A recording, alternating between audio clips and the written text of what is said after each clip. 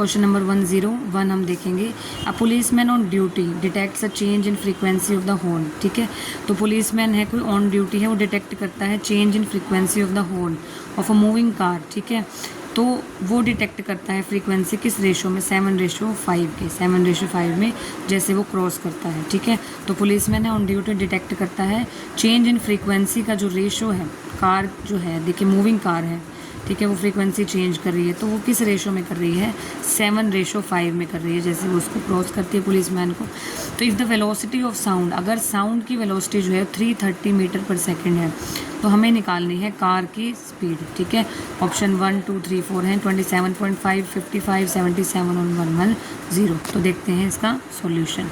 तो देखिए इसमें क्या करेंगे हम, सबसे पहले देखिए डॉपलर इफेक्ट के अकॉर्डिंग, डॉपलर इफेक्ट के अकॉर्डिंग जो एपरेंट फ्रीक्वेंसी का फॉर्मूला होता है, एपरेंट फ्रीक्वेंसी का फॉर्मूला जो होता है वो होता है nu dash is equal to nu naught V upon V plus minus V S, V, ठीक है, V upon V plus minus V S. ठीक है, वी क्या होती है, स्पीड ऑफ सोर्स, ये होती है स्पीड ऑफ सोर्स, यानी कि सोर्स की स्पीड, और जो वी, देखिए जो वी एस है वो सोर्स की स्पीड है, जो वी है वो साउंड की स्पीड है, और वो कितनी होती है, 330 मीटर पर सेकेंड। ठीक है, अब देखिए हमारे पास क्या फॉर्मूला होता है, तो कार जब ऑब्जर्वर को अप्रोच करती है तो उसका फॉर्मूला होता है न्यू वन किसके इक्वल होते हैं, देखिए जब कार अप्रोच करती है ऑब्जर्वर को तो फॉर्मूला होता है फ्रीक्वेंसी का nu one is equal to nu naught V upon V minus V S. ठीक है, तो वी क्या है, स्पीड ऑफ साउंड है, वी एस क्या है, स्पीड ऑफ सोर्स है। और कार जब अवे यानी कि दूर जा रही है ऑब्जर्वर से, कार अगर पास आ रही है ऑब्जर्वर के, अप्रोच कर रही है, तो फॉर्मूला होता है nu one is equal to nu naught V upon V minus V S. और कार जब दूर जा रही है ऑब्जर्वर से, तो फॉर्मूला होता है nu two is equal to nu naught V upon V plus V S. ठीक है, वी क्या है, स्पीड ऑफ साउंड है, और वी एस क्या है, स्पीड ऑफ सोर्स है। ठीक है, अब हमें क्या करना है, देखिए हमें रेशो की फॉर्म में गिवन है, हमें 7 और 5 का रेशो गिवन था, दो फ्रीक्वेंसी का रेशो गिवन था, तो हमें जो है इनका रेशो निकाल लेंगे, nu one by nu two निकाल लेंगे, तो बाकी सारी चीज़ें जो सेम है वो कैंसिल आउट हो जाएंगे, हमारे पास क्या आ जाएगा, V plus V S upon V minus V S. और ये रेशो जो है क्वेश्चन में कितना गिवन है, 7 और 5 का, कितना गिवन है, 7 और 5 का गिवन है। अब क्रॉस मल्टीप्लाई कराएंगे, 5 इधर जाएगा और 7 जो है इधर जाएगा। अब जस्ट सॉल्व करना है हमें, ठीक है, कितना आ जाएगा, 5 को इधर ले जाएंगे, 5 वी प्लस वी एस, 7 को इधर लेके आएंगे, 7 वी माइनस वी एस आ जाएगा, 5 V plus 5 V S equal to किसके आ जाएगा, 7 वी माइनस 7 वी एस। ठीक है, ये क्या है, वेलोसिटीज़ हैं, वी और वी एस क्या है, वेलोसिटी है, स्पीड ऑफ सोर्स की और स्पीड ऑफ साउंड की। तो 5 V plus 5 V S, 7 V minus 7 V S, V वाले एक साइड कर लेंगे, वी एस वाले एक साइड कर लेंगे, तो 12 वी एस किसके इक्वल आ गया, 2 वी के इक्वल आ गया। यहाँ से वी एस हम निकालेंगे, हमें क्या निकालनी है, स्पीड ऑफ सोर्स निकालनी है, तो वी बाई 6 के इक्वल आ जाएगा, यानी कि 330 बाई 6 कितना आ जाएगा, 55 मीटर पर सेकेंड, 55 मीटर पर सेकेंड। तो ऑप्शन नंबर 2 जो था हमारा 55 वो आ जाएगा करेक्ट। जल्दी से आप नोट कर लीजिए, ये पूरा जो है आप नोट कर सकते हैं। उसके बाद है क्वेश्चन नंबर 102, इसमें क्या कह रहा है, अगर पी आइडेंटिकल वेव्स है हमारे पास, ठीक है, जिनकी इंटेंसिटी है आई, ठीक है, वो इंटरफेयर कर रही है एक दूसरे के, तो पी आइडेंटिकल वेव्स जो हैं, ठीक है, जिनकी इंटेंसिटी आई है, तो आई इंटेंसिटी की जो वेव्स हैं, पी वेव्स हैं, वो इंटरफेयर करती हैं एक दूसरे के साथ। ठीक है, अब हमें क्या बताना है, ratio of maximum intensities if interference is coherent, तो हमें क्या बताना है, रेशो बताना है, रेशो निकालना है मैक्सिमम इंटेंसिटीज़ का। कब, जो पहली कंडीशन है कि वेव्स जो हैं, पी आइडेंटिकल वेव्स जब कोहेरेंट हैं और जब इनकोहेरेंट है, जब कोहेरेंट है और इनकोहेरेंट है। ठीक है, तो ऑप्शन नंबर 1 है 1/p, सेकेंड है 1/p स्क्वायर, फिर है p और उसके बाद है p का स्क्वायर। तो इनका जो है कौन सा ऑप्शन करेक्ट होगा, तो कोहेरेंट और इनकोहेरेंट को हमें जो है लेके हमें ये बताना है पी आइडेंटिकल वेव्स जो है इंटरफेयर करते हैं। तो देखते हैं इसका सॉल्यूशन। तो देखिए अगर पी आइडेंटिकल वेव्स जो हैं जिनकी इंटेंसिटी आई है वो इंटरफेयर करती हैं एक दूसरे के साथ, हमें निकालना है रेशो ऑफ मैक्सिमम इंटेंसिटी अगर जो है इंटरफेरेंस कोहेरेंट है और इनकोहेरेंट है। तो सबसे पहले हम देखेंगे कोहेरेंट इंटरफेरेंस का केस। अब देखिए कोहेरेंट इंटरफेरेंस जब भी होता है तो रिजल्टेंट एम्पलीट्यूड कैसे निकालते हैं, ए मैक्सिमम इज इक्वल टू जितने भी एम्पलीट्यूड हैं ए वो सारे ऐड होते हैं, ए प्लस ए ऐसे करके। तो अगर पी आइडेंटिकल वेव्स हैं तो एम्पलीट्यूड जो है p इंटू ए हो जाएंगे। अगर एक है हमारे पास एम्पलीट्यूड a और p वेव्स हैं तो एम्पलीट्यूड कितने हो जाएंगे, p इंटू ए हो जाएंगे। और इंटेंसिटी एम्पलीट्यूड से कैसे डिपेंड करती है, इंटेंसिटी जो है डायरेक्टली प्रोपोर्शनल होती है एम्पलीट्यूड के स्क्वायर के, यानी कि एम्पलीट्यूड का स्क्वायर कितना है p डॉट ए, ठीक है, p टाइम्स ऑफ a, का स्क्वायर हो जाएगा p टाइम्स ऑफ a, यानी कि p स्क्वायर। a स्क्वायर जो है वो क्या है, i हमें दे रखा है ना, इंटेंसिटी i है। देखिए गिवन इंटेंसिटी i जो है वो एम्पलीट्यूड स्मॉल a स्क्वायर के डायरेक्टली प्रोपोर्शनल होगी, क्योंकि इंटेंसिटी क्या होती है, एम्पलीट्यूड स्क्वायर के डायरेक्टली प्रोपोर्शनल है। फिजिक्स वाले बच्चे इतना तो आई थिंक सबको पता होगा कि जो इंटेंसिटी होती है, ठीक है, जो अलग अलग वेव्स थी जिनकी इंटेंसिटी आई थी, ठीक है, इंटेंसिटी किसके प्रोपोर्शनल हो जाएगी, डायरेक्टली प्रोपोर्शनल ए स्क्वायर के, ठीक है। और यहाँ पे देखिए कोहेरेंट वेव, जब कोहेरेंट वेव होगी उसकी इंटेंसिटी जो है कैपिटल ए स्क्वायर के, मतलब जो कैपिटल ए है वो रिजल्टेंट एम्पलीट्यूड है, ठीक है। तो आई कोहेरेंट क्या आ जाएगा, आई कोहेरेंट यानी कि ए स्क्वायर, ठीक है। तो ये जो एम्पलीट्यूड है इसकी वैल्यू पी डॉट ए हम लिख सकते हैं, पी ए का स्क्वायर, तो पी स्क्वायर ए स्क्वायर को हम आई लिख सकते हैं। तो कोहेरेंट के केस में जो इंटेंसिटी आ गई वो आ गई पी स्क्वायर आई। अब देखेंगे इनकोहेरेंट के केस में, ठीक है। इनकोहेरेंट के केस में देखिए इनकोहेरेंट इंटरफेरेंस में क्या होता है, कोई भी फिक्स फेज रिलेशनशिप नहीं होता, तो रिजल्टेंट इंटेंसिटी जो होगी, ठीक है, वो सिंपली क्या होगी, सम ऑफ इंडिविजुअल इंटेंसिटीज। जैसे आई ऑफ इनकोहेरेंट क्या होगी, आई प्लस आई ऐसे करते करते पी ऑफ आई। तो टोटल जो आई इनकोहेरेंट आ जाएगा वो क्या आ जाएगा, पी इंटू आई, पी मल्टीप्लाई आई। अब हमें क्या निकालना है, इनका रेशो निकालना है कोहेरेंट और इनकोहेरेंट इंटेंसिटीज़ का। तो आई कोहेरेंट अपॉन आई इनकोहेरेंट क्या आ जाएगा, पी स्क्वायर आई अपॉन में पी आई, ठीक है। आई से आई कैंसिल आउट हो जाएगा, पी से पी यहाँ आ जाएगा पी। तो ऑप्शन नंबर 3 जो है करेक्ट आ जाएगा। आई होप ये पॉइंट आपको समझ में आ गया होगा। देखिए सबसे पहले जो इंटेंसिटी हमें पता है वो एम्पलीट्यूड के स्क्वायर के प्रोपोर्शनल होती है। ये इंडिविजुअल, देखिए इंडिविजुअल इंटेंसिटी है ये, ठीक है, तो इंडिविजुअल एम्पलीट्यूड के स्क्वायर के प्रोपोर्शनल होगी। और ये जो है रिजल्टेंट यानी कि जो कोहेरेंट इंटरफेरेंस जब हुआ उसकी इंटेंसिटी है वो नेट एम्पलीट्यूड यानी कि ए मैक्स के स्क्वायर के प्रोपोर्शनल होगी। तो आई कोहेरेंट जो है प्रोपोर्शनल है, ये प्रोपोर्शनल का साइन है, तो पी ए स्क्वायर आ जाएगा, तो पी स्क्वायर आई इनकोहेरेंट का पी आई डिवाइड करके आंसर आ गया पी। आई होप आपको समझ में आ गया होगा। क्वेश्चन नंबर 103 है, for an undamped oscillator quality factor and relaxation time must be. Undamped oscillator की अगर हम बात करें तो क्वालिटी फैक्टर और relaxation time, quality factor Q और रिलैक्सेशन फैक्टर जो रिलैक्सेशन टाइम है उनकी वैल्यू क्या होगी अनडैम्प्ड ऑसिलेटर के लिए। किसके लिए, अनडैम्प्ड ऑसिलेटर के लिए क्यू फैक्टर और रिलैक्सेशन टाइम की वैल्यू क्या होगी। ऑप्शन नंबर 1 है 0 0, 2 है 0 इनफाइनाइट, 3 है इनफाइनाइट 0 और 4 है इनफाइनाइट इनफाइनाइट। तो देखते हैं सॉल्यूशन। तो देखिए क्वालिटी फैक्टर का फॉर्मूला जो होता है, देखिए क्वालिटी फैक्टर किसको रिप्रेजेंट करता है, efficiency of an oscillator, oscillator की एफिशिएंसी को बताता है क्वालिटी फैक्टर। क्यू का जो फॉर्मूला होता है वो होता है 2 pi energy stored upon energy dissipated per cycle, 2 pi energy stored upon energy dissipated per cycle, ठीक है। अब देखिए अनडैम्प्ड सिस्टम की अगर बात करें तो कोई भी एनर्जी लॉस तो होता नहीं है अनडैम्प्ड सिस्टम में। आई होप ये पता होगा कि अनडैम्प्ड सिस्टम में कोई भी एनर्जी लॉस नहीं होता। इसका मतलब जो एनर्जी डिसिपेटेड है वो तो ज़ीरो है। तो क्यू क्या आ जाएगा, एनर्जी स्टोर्ड अपॉन में, इसकी वैल्यू तो ज़ीरो आ गई ना एनर्जी डिसिपेटेड की। तो अगर अपॉन में यानी कि डिनोमिनेटर में अगर ज़ीरो है तो यानी कि क्यू फैक्टर कितना आ जाएगा, इनफाइनाइट। तो क्यू आ गया हमारा इनफाइनाइट, तो क्यू फैक्टर आ गया इनफाइनाइट। अब देखेंगे रिलैक्सेशन टाइम। रिलैक्सेशन टाइम क्या होता है, बेसिकली रिलैक्सेशन टाइम होता है it is the time taken for amplitude of oscillation to decay 1/e of its initial value, ठीक है। तो रिलैक्सेशन टाइम वो टाइम होता है जिसमें जो एम्पलीट्यूड होता है या एनर्जी होती है वो 1/e मतलब अपनी इनिशियल वैल्यू का 1/e टाइम्स जब बच जाए वो होता है रिलैक्सेशन टाइम। उतने टाइम में, ठीक है, कितने टाइम में जो एम्पलीट्यूड है और एनर्जी अपने इनिशियल वैल्यू का 1/e टाइम्स आ गया, ठीक है। अब देखिए अनडैम्प्ड ऑसिलेटर जो होता है वो कंटिन्यू होता है to vibrate with constant amplitude for एवर। तो एम्पलीट्यूड तो डिके ही नहीं हो रहा, ठीक है। तो टाउ यानी कि रिलैक्सेशन टाइम कितना आ जाएगा, इनफाइनाइट, क्योंकि अनडैम्प्ड ऑसिलेटर के लिए undamped oscillator continues to vibrate with constant amplitude for ever, constant ही चल रहा है उसका एम्पलीट्यूड। तो रिलैक्सेशन टाइम क्या आ जाएगा, इनफाइनाइट, क्या आ जाएगा, इनफाइनाइट। तो ऑप्शन नंबर 4 यानी कि जो क्यू भी इनफाइनाइट और टाउ भी इनफाइनाइट, ठीक है, क्यू भी इनफाइनाइट और टाउ भी इनफाइनाइट जो है ऑप्शन नंबर 4 करेक्ट। फटाफट से आप स्क्रीनशॉट ले सकते हैं, नोट कर लीजिए।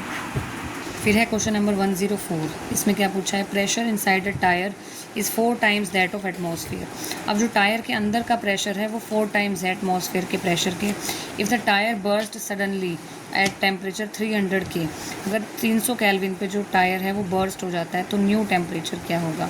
ठीक है, तो ये 4 ऑप्शंस हैं। 304 to the power 2/7, 300 multiply 4 to the power -2/7, 300 multiply 2 to the power 7/2, 300 multiply 4 to the power -7/2। तो देखिए इसका सॉल्यूशन, देखिए जो ये प्रोसेस है वो एडियाबैटिक एक्सपेंशन है। ठीक है, क्योंकि because it happens suddenly leaving no time for heat exchange, तो हीट एक्सचेंज का टाइम ही नहीं मिल रहा अगर, तो हीट एक्सचेंज नहीं हो रही। इसका मतलब जो प्रोसेस है वो एडियाबैटिक है क्योंकि हीट एक्सचेंज नहीं हो रहा विद द सराउंडिंग्स। ठीक है, अब देखिए प्रोसेस अगर एडियाबैटिक है तो रिलेशनशिप क्या रहेगी, टी और पी के बीच में रहती है। टी पी की power 1 minus gamma upon gamma is equal to constant. T P 1 minus gamma upon gamma is equal to constant. ठीक है, तो यहाँ से हम क्या लिख सकते हैं इसको, T2 is equal to T1 P1 by P2 की power 1 minus gamma upon gamma. ठीक है, लिख सकते हैं T2 बाई T1 कर देंगे और P1 बाई P2 की power 1 minus gamma upon gamma. I hope आपको समझ में आ गया होगा। हमें क्या करना है, एक बार T1 और P1 पुट करना है, T2 और P2 पुट करना है, तो वहाँ से T2 की वैल्यू आ जाएगी T1 P1 by P2 1 minus gamma upon gamma. ये ठीक है, ये हमारे पास फॉर्मूला होता है। अब हमारे पास गिवन वैल्यू है, T1 की वैल्यू 300 केल्विन गिवन है, P1 क्या दिया हुआ है हमारे पास 4P। ठीक है, कितना गिवन है 4P, और P2 जो है P एटमॉस्फेरिक प्रेशर, और P1 जो है 4P एटमॉस्फेरिक दिया हुआ है, और ऊपर 1 माइनस गामा अपॉन गामा। ठीक है, अब देखिए इनिशियल प्रेशर हमें गिवन है P1 is equal to 4P of ATM, यानी कि एटमॉस्फेरिक प्रेशर 4 मल्टीप्लाई करके एटमॉस्फेरिक प्रेशर के साथ P1 आ जाएगा, और फाइनल प्रेशर है, जो फाइनल प्रेशर है वो एटमॉस्फेरिक प्रेशर के इक्वल है, और T1 जो है हमें 300 केल्विन गिवन है। ये सारी वैल्यूज़ यहाँ पुट कर दी। अब देखिए जो गामा होता है, गामा एडियाबैटिक इंडेक्स होता है एयर के लिए, कितना होता है 1.4, यानी कि 7/5 हम लिख सकते हैं 1.4। तो यहाँ पे गामा की वैल्यू जस्ट हमें पुट करनी है। ठीक है, PATM से PATM कैंसिल हो जाएगा, ये 300 4 यहाँ बच जाएगा, PATM से PATM कैंसिल, PATM का मतलब एटमॉस्फेरिक प्रेशर, एटमॉस्फेरिक प्रेशर है ये। 1 माइनस गामा की वैल्यू है 1.4, नीचे भी 1.4 पुट कर दी। अब 1 माइनस 1.4 आ गया, माइनस में 0.4 अपॉन में 1.4, 300 मल्टीप्लाई 4 की पावर माइनस 0.4 अपॉन 1.4, इसको सोल्व करेंगे आ जाएगा -2/7, 4 की पावर कितनी आ जाएगी -2/7। तो ऑप्शन नंबर सेकंड जो है वो करेक्ट आ जाएगा। आप मैच कर सकते हैं, ऑप्शन नंबर सेकंड जो है वो करेक्ट आ जाएगा। क्वेश्चन नंबर 105 है, the distance of eye lens from the retina is alpha. Eye lens का जो डिस्टेंस है रेटिना से आई लेंस का जो डिस्टेंस है वो है अल्फ़ा। ठीक है, फॉर अ नॉर्मल आई के लिए maximum focal length eye lens की क्या होगी। ठीक है, distance of eye lens from retina कितना है, अल्फ़ा है।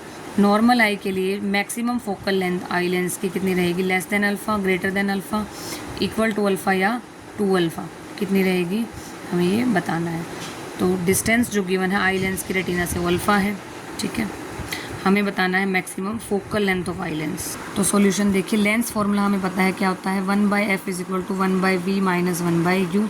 ठीक है, हमें पता है फोकल लेंथ का फॉर्मूला होता है 1/f is equal to 1/v minus 1/u। तो focal length is at its maximum, focal length maximum कब होगी, व्हेन आई इज़ रिलैक्स्ड, आई जब रिलैक्स पोजीशन पे होगी, और ये कब होगा, when looking at an object. Infinity पे अगर देखते हैं तो आई रिलैक्स पोजीशन पे होती है, तो यू को जो है ऑब्जेक्ट डिस्टेंस हम नेगेटिव में लेते हैं, तो यू आ जाएगा -इन्फिनिटी। ठीक है, यू आ जाएगा -इन्फिनिटी। अब देखिए हमें पता है 1/f is equal to 1/v minus 1/u होता है, u को लिया -इन्फिनिटी। 1/f किसके इक्वल था, 1/f देखिए 1/f किसके इक्वल था, 1/v माइनस 1/u। तो u किसके इक्वल है, -इन्फिनिटी के, और v की वैल्यू हमें अल्फ़ा गिवन है, तो v को अल्फ़ा पुट कर दिया, तो 1/इन्फिनिटी 0 हो जाएगा। तो 1/f मैक्सिमम किसके इक्वल आ गया, 1/अल्फ़ा के इक्वल। तो f मैक्सिमम क्या आ जाएगा, अल्फ़ा के इक्वल। तो ऑप्शन नंबर 3 आ जाएगा करेक्ट, ऑप्शन नंबर 3 आ जाएगा करेक्ट। आप देखिए question number 106, a 1 megahertz sinusoidal carrier ठीक है, उसको एम्पलीट्यूड, अब देखिए इस amplitude modulated by symmetrical square wave जिसका पीरियड है 100 माइक्रोसेकेंड, ठीक है, 100 माइक्रोसेकेंड पीरियड है। तो which of the following frequency will not be present in the modulated signal, तो कौन सी फ्रीक्वेंसी प्रेजेंट नहीं होगी मॉड्यूलेटेड सिग्नल में, ठीक है। तो ऑप्शंस हैं 990 kilo hertz, 970 kilo hertz, 1020 kilo hertz, 1030 kilo hertz. तो 1 माइक्रो हर्ट्ज़ का जो कैरियर है उसको मॉड्यूलेट किया है हमने, एम्पलीट्यूड मॉड्यूलेट किया है किसी सिमेट्रिकल स्क्वायर वेव जिसका पीरियड है 100 माइक्रोसेकेंड, 100 माइक्रोसेकेंड, ठीक है। तो हमें ये दिखाना है कौन सी फ्रीक्वेंसी प्रेजेंट नहीं होगी मॉड्यूलेटेड सिग्नल में, मॉड्यूलेटेड सिग्नल में। तो देखेंगे सॉल्यूशन 106 का, ठीक है। तो देखिए कैरियर फ्रीक्वेंसी कितनी गिवन है हमारे पास, F C is equal to 1 mega hertz, यानी कि कितना लिख सकते हैं हम इसको 1000 किलो हर्ट्ज़, 1000 किलो हर्ट्ज़ लिख सकते हैं 1 मेगा हर्ट्ज़ को। कैसे लिख सकते हैं, मेगा हर्ट्ज़ में देखिए 10 टू द पावर 6 आएगी, ठीक है। तो 10 टू द पावर 6 को हम, अब देखिए के में कितने होते हैं 10 टू द पावर 3, तो 1000 में भी कितने 10 टू द पावर 3 और के में भी कितने होते हैं 10 टू द पावर 3, तो 10 टू द पावर 6 हो जाएंगे। तो 1 मेगा हर्ट्ज़ को हम लिख सकते हैं 1000 किलो हर्ट्ज़, 1000 किलो हर्ट्ज़। और मॉड्यूलेटेड सिग्नल जो है वो कितना है 100 माइक्रोसेकेंड का, माइक्रोसेकेंड में कितने होते हैं 10 to the power -6 second, 100 microsecond में हो जाएंगे 10 टू द पावर -6 सेकेंड, ठीक है। अब देखिए फंडामेंटल फ्रीक्वेंसी जो है वो किसके इक्वल आ जाएगी 1 बाय टाइम पीरियड के। फंडामेंटल फ्रीक्वेंसी क्या होती है 1 बाय टाइम पीरियड, ठीक है। तो 1 by 100 into 10 to the power -6 second आ जाएगा यहाँ पे, और ये कितना आ जाएगा 10 टू द पावर -4, ऊपर जाके 10,000 हर्ट्ज़ आ गया, इसको लिख सकते हैं 10, इसको लिख सकते हैं किलो हर्ट्ज़, 10 किलो हर्ट्ज़, ठीक है। अब देखिए कोई सिमेट्रिकल वेव यानी कि स्क्वायर वेव, ठीक है, किससे कंपोज्ड होती है फंडामेंटल फ्रीक्वेंसी से और इसके ओड हार्मोनिक से, ठीक है। हम रिजल्ट यूज़ कर रहे हैं कि जो सिमेट्रिकल वेव होती है स्क्वायर वेव वो किससे कंपोज होती है, तो फंडामेंटल फ्रीक्वेंसी से और इसके ओड हार्मोनिक से, जैसे कि फंडामेंटल तो FM होगी और इसी के ओड हार्मोनिक से कंसिस्ट होती है 3 FM, 5 FM, 7 FM, ठीक है। तो फंडामेंटल फ्रीक्वेंसी कितनी है हमारे पास 10 किलो हर्ट्ज़, ठीक है। तो इसी के ओड हार्मोनिक्स हम निकालेंगे 3 FM मतलब 3 मल्टीप्लाई 10 किलो हर्ट्ज़, FM कितना है 10, तो 3 मल्टीप्लाई 10, 5 मल्टीप्लाई 10, 7 मल्टीप्लाई 10 कितना आ जाएगा 30, 50 और 70 किलो हर्ट्ज़ के हर्ट्ज़। अब अगर हम मॉड्यूलेशन कर रहे हैं तो मॉड्यूलेशन में हम कैसे करते हैं कैरियर प्लस, ठीक है, उसके बाद ये नंबर होता है मल्टीप्लाई जो हमारे पास फंडामेंटल फ्रीक्वेंसी यानी कि FC प्लस माइनस NFM, ठीक है। तो देखिए n अगर 1 है हमारे पास, ठीक है, n अगर 1 है तो कैरियर की हमारे पास फ्रीक्वेंसी कितनी थी 1000, कैरियर की हमारे पास फ्रीक्वेंसी कितनी थी 1000, तो यहाँ ले लिया 1000 प्लस माइनस n क्या लेना है हमें 1, ठीक है। सबसे पहले 1 लेंगे तो मल्टीप्लाई में FM आ जाएगा, ठीक है, FM कितना है 10, ठीक है। तो 1000 प्लस माइनस 10 कितना आ जाएगा, प्लस करेंगे 1000 प्लस 10 तो 1010 आ जाएगा और माइनस करेंगे तो 990, तो ये दो वैल्यूज़ आ जाएंगी। और n जब हम 3 लेंगे तो इसकी जगह 1000, n की वैल्यू 3, FM की वैल्यू यहाँ से 10, तो 1000 प्लस माइनस 30 आ जाएगा। प्लस करेंगे तो 1030, माइनस करेंगे तो 970 किलो हर्ट्ज़, और ये हमारे पास आ गए, ठीक है। और देखिए n इज इक्वल टू अगर 2 लेते हैं तो 1000 प्लस माइनस 20, प्लस करेंगे तो 1020, माइनस करेंगे तो 980, ठीक है। अब देखिए हमारे पास, अब ऑप्शंस के अकॉर्डिंग देखिए कौन सी प्रेजेंट नहीं है, तो 1020 प्रेजेंट नहीं होगी क्योंकि n जो है 2 ले नहीं सकते हम, क्योंकि n2 जो है वो एब्सेंट रहेगा, क्योंकि हमें ऑड हार्मोनिक्स लेने हैं ना, इवन हार्मोनिक्स तो एब्सेंट रहेगा। तो इवन हार्मोनिक्स के जब हमने वैल्यूज़ निकाली तो 980 और 1020 एब्सेंट रहने चाहिए, तो ऑप्शंस में से 1020 एब्सेंट रहेगा, तो option number 3 correct. I hope आपको समझ में आ गया होगा, थोड़ा सा टिपिकल है बट एक बार आप फिर से जो है देख सकते हैं तो समझ में आ जाएगा। अब क्वेश्चन नंबर है 107, 2 स्टेटमेंट्स हमें गिवन है, ठीक है। पहले में देखिए पहली स्टेटमेंट है कि spectral line is maximum intense for which the changes in the value of L and J are same, ठीक है। तो स्पेक्ट्रल लाइन जो मैक्सिमम इंटेंस होगी कब, जब L और J सेम है, समझ गए।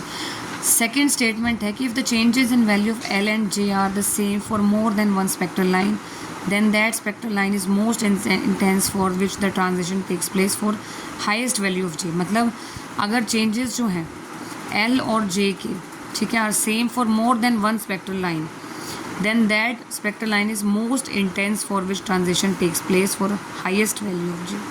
हमें बताना है कि दोनों स्टेटमेंट करेक्ट हैं, एक करेक्ट है कोई, या दोनों इनकरेक्ट हैं। तो देखते हैं इसका सॉल्यूशन। देखिए स्टैंडर्ड रूल क्या होता है स्पेक्ट्रोस्कोपी में कि spectral line is maximum intense for which changes in value of L and J are same. तो मैक्सिमम इंटेंस की कंडीशन क्या है, जब डेल्टा एल और डेल्टा जे, मतलब जब चेंजेस जो हैं वो सेम होंगे स्पेक्ट्रल लाइन में एल और जे में, ठीक है। तो पहली स्टेटमेंट बिल्कुल करेक्ट है। दूसरी है when multiple transitions have same delta L and delta J. जब मल्टीपल ट्रांजिशंस में ऐसा हो कि डेल्टा एल और डेल्टा जे सेम है, तो transition involving higher value of quantum number J results in more intense spectral line. अगर delta L और डेल्टा जे सेम है बहुत सारे ट्रांजिशन के लिए, देखो मैक्सिमम इंटेंसिटी के लिए कंडीशन है डेल्टा एल और डेल्टा जे सेम है, लेकिन बहुत सारे ट्रांजिशन के लिए अगर सेम चीज़ हो रही है कि डेल्टा एल और डेल्टा जे सेम है, तो हम क्या देखेंगे कि जो हमारे पास क्वांटम नंबर जे है उसकी वैल्यू हाई होनी चाहिए, ठीक है, तो वो ज़्यादा इंटेंस होगी कम वैल्यू से। तो this is due to higher statistical weight 2j+1, क्योंकि जो वेट होता है वो हाई होता है 2j+1 associated with higher J state.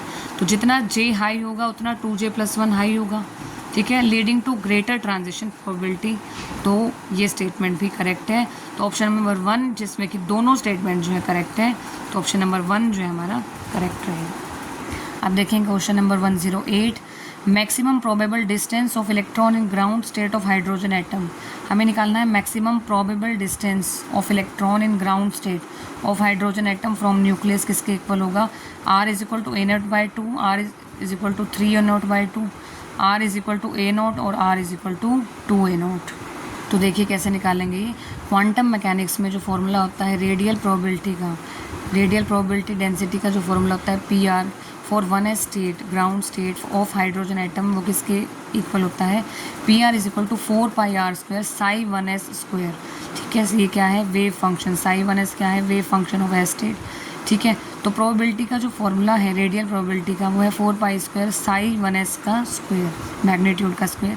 और जो वेव फंक्शन होता है वो किसके इक्वल होता है, psi1s is equal to 1/√πa0³ e की पावर -r/a0, e की पावर -r/a0, 1/√πa0³ e की पावर -r/a0, ठीक है। देखिए to find the most probable distance, अगर हमें मोस्ट प्रोबेबल डिस्टेंस निकालना है तो हम क्या लेते हैं, डेरिवेटिव लेते हैं। सबसे पहले जो प्रोबेबिलिटी है इनकी PR है उसका डेरिवेटिव लेंगे r के विद रिस्पेक्ट टू, और किसके इक्वल रखेंगे, 0 के इक्वल, ठीक है। तो प्रोबेबिलिटी जो है वो किसके प्रोपोर्शनल है, r², ठीक है, e की पावर -2r/a0 हम कह सकते हैं, ठीक है, क्योंकि देखिए हमारे पास जो प्रोबेबिलिटी थी वो थी 4πr² psi1s²। अब वेव फंक्शन की वैल्यू, ठीक है, e की पावर -r/a0 जब यहाँ पुट करेंगे तो स्क्वायर करना है, यानी कि e की पावर -2r/a0 आ जाएगा, समझ गए हो गया आई होप, ठीक है। तो प्रोबेबिलिटी किसके प्रोपोर्शनल है, r² e की पावर -2r/a0। फिर क्या करना होता है, dp/dr निकालना है और 0 के इक्वल रखना है। तो dp/dr सबसे पहले ये एज इट इज़ रखेंगे, e की power -2r/a0 as it is, r² का हो जाएगा 2r, प्लस में r² as it is, e की पावर -2r/a0 का हो जाएगा। अब देखिए e की power -2r/a0 as it is, ठीक है, मल्टीप्लाई में आ जाएगा -2/a0, 0 के इक्वल रखा, ठीक है। तो अब हमारे पास क्या आ जाएगा, 2r -2r²/a0 0 के इक्वल आ जाएगा, क्योंकि एक्सपोनेंशियल तो 0 के इक्वल हो नहीं सकता। तो 2r -2r²/a0 0 के इक्वल आ गया, यहाँ से निकालेंगे r a0 के इक्वल आ जाएगा। तो option number 3 correct. Question number 109 है, a printed page is kept pressed by glass cube जिसका रिफ्रैक्टिव इंडेक्स गिवन है 1.5 और एज गिवन है 9 सेंटीमीटर। तो कितने अमाउंट से, by what amount will the printed letters appear to be shifted when viewed from the top. अगर top से देखेंगे तो कितना अमाउंट जो है वो लेटर्स का प्रिंट हुआ होगा, ठीक है।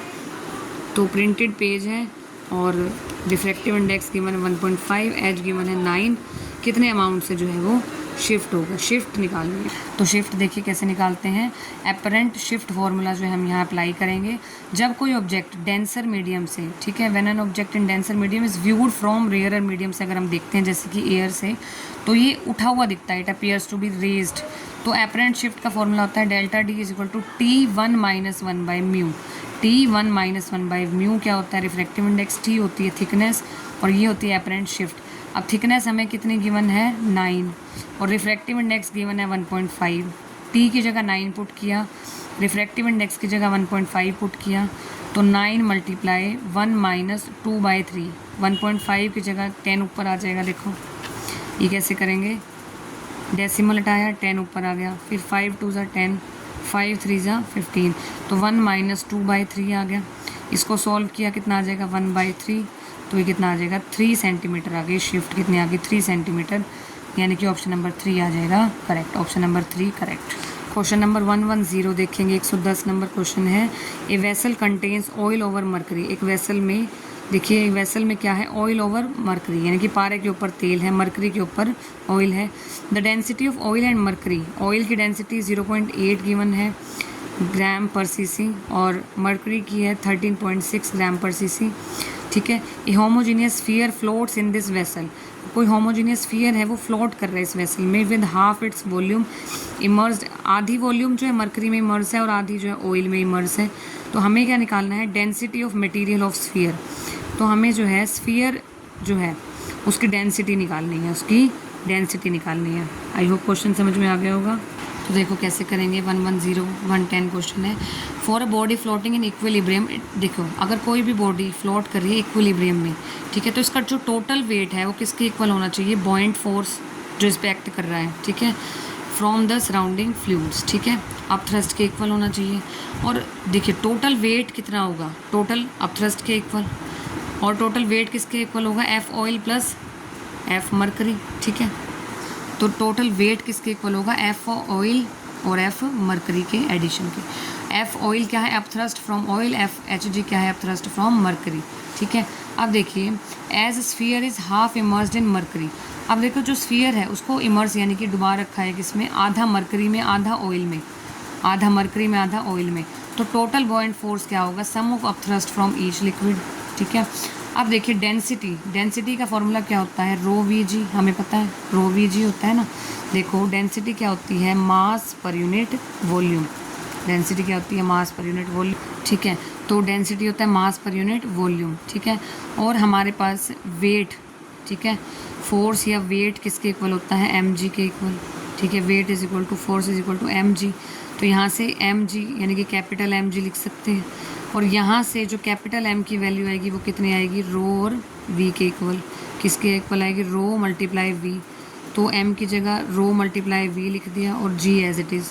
तो हमारे पास वेट कितना आ गया? रो वी जी, ठीक है। ये वेट है, कोई वर्क डन ना समझ ले इसको, ये वेट है।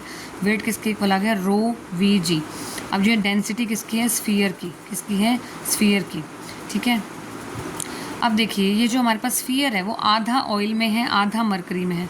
तो वॉल्यूम देखिए, अगर ऑयल की अगर डेंसिटी लेते हैं ऑयल की तो वॉल्यूम आधी हो रही है, ठीक है। तो V/2 एफ ऑफ ऑयल अगर हम निकालते हैं तो V/2 dot rho oil dot G, और मरकरी की निकालते हैं, ये फॉर्मूला अप्लाई कर रहे हैं। आधा ऑयल में डूबा हुआ स्फीयर, आधा मरकरी में, तो हाफ वॉल्यूम ले ली किसके लिए? मरकरी के लिए, और हाफ वॉल्यूम ले ली ऑयल के लिए, और रो एच जी जी।